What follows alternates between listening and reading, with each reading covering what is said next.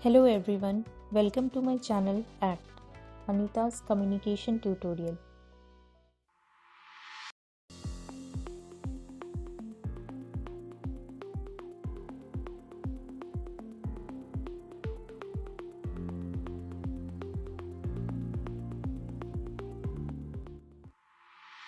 In this video, I'll be explaining about RTD.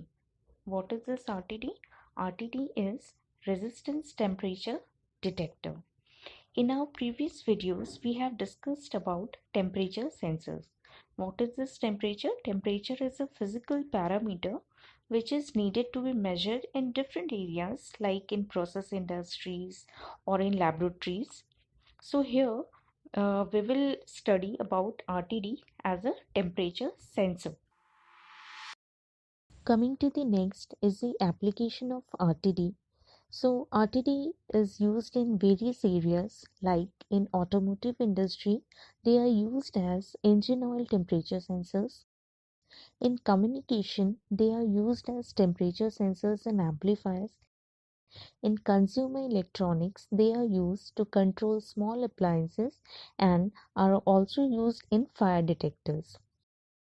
In industrial electronics, they are used as gas flow indicators and also in plastic laminating equipments. In medical electronics, they are used for blood dialysis equipments and infant incubators. Coming to the principle of RTD, I have already discussed that there is a direct relationship between temperature and resistance.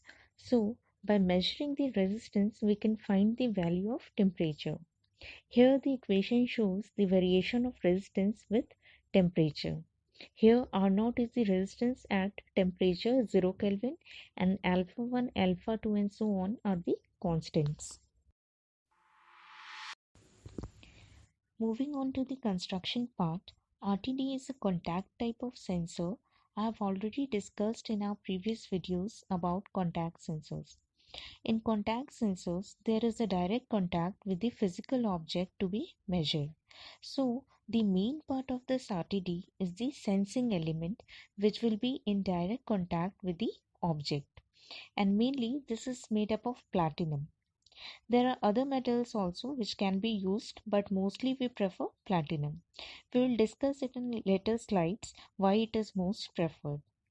So, this metal is in the form of wire and is wrapped around a mandrel inside a tube with magnesium oxide between the mandrel and the inner walls of the sheath. The sheath is provided to withstand any type of chemical or physical attack.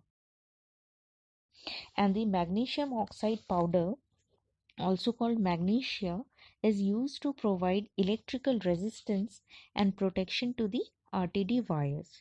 It also isolates the conductor from the external sheath.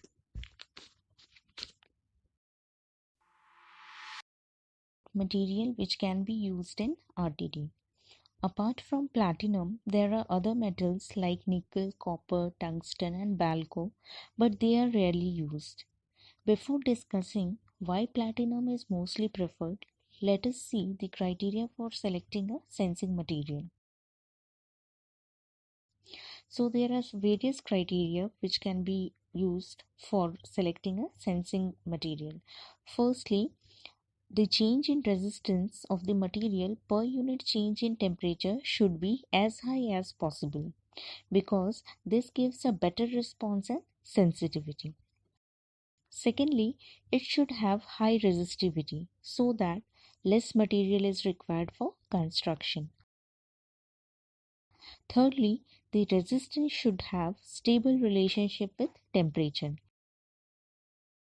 And lastly, it should be chemically stable. That is, it should not get corroded with temperature.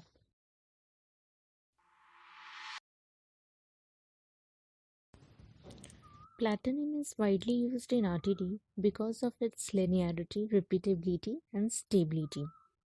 We can see in the graph between relative resistance versus temperature.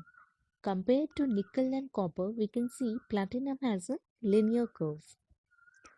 RTD are named as PT 100, 500, and 1000 based on their resistance value at 0 degrees centigrade.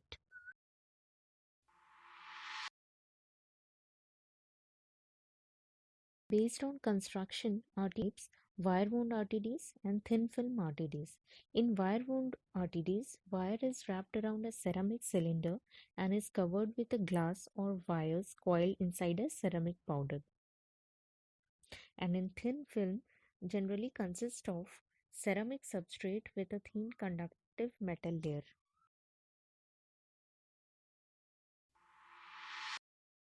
Coming to the RTD configurations. RTDs have different type of lead wire configurations, namely 2 wire, 3 wire and 4 wire. So, for measuring temperature, we need to measure resistance of the sensing element accurately. And for this, all other external factors are minimized or compensated. Otherwise, we will get erroneous results. The major cause of error is the lead wire resistance. So, it's desired to opt for a configuration that will not add the lead resistance or will be minimized.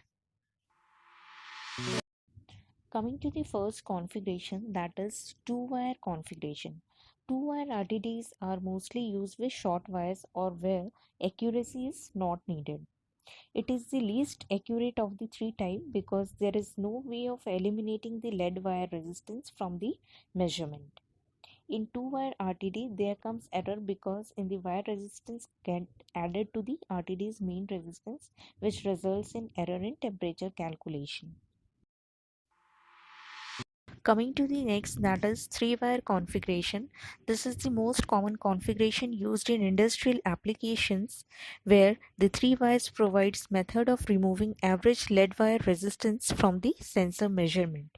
Here we will see one wire is of one color and two wires are of same color. The third wire is used for compensation of wire resistance. First we will measure the resistance of wire 1, wire 2 and RTD's resistance. And second we will measure the resistance of wire 2 and wire 3. And we will subtract these two resistances and this will give the resistance of the RTD. In 3 wire, the lead wire resistance error cancellation is most effective when all the lead wires have same resistance.